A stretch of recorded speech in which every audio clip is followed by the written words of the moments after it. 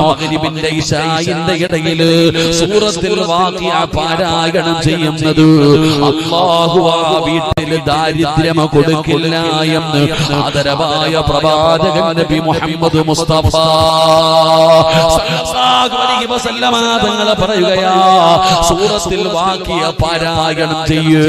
ഈ സദസ്സിലിരിക്കുന്ന ഉപ്പമാരോട് പറയുകയാണ്, നിന്റെ വീട്ടിൽ ദാരിദ്ര്യം ഉണ്ടാകാതിരിക്കണോ, അല്ലാഹു ബർക്കത്ത് ചെയ്യണോ, നിന്റെ മക്കൾക്ക് സമാധാനമുള്ള ഒരു ജീവിതം വേണോ, നിന്റെ വീട്ടിൽ നീ പാസാക്കേണ്ട ഒന്നാമത്തെ ബില്ലേതാ?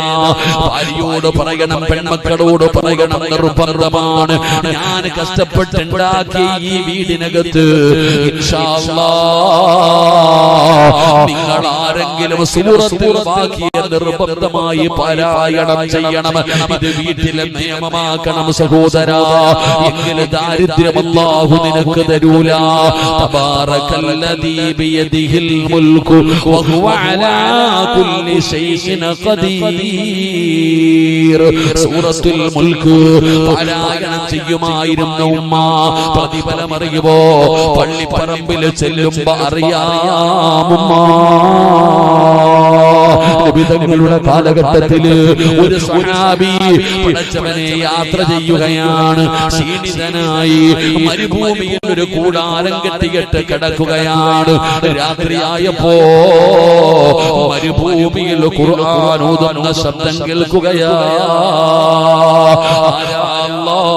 ഈ മരുഭൂമിയിൽ ഖുർആൻ ഓതുന്നതാരാണ്?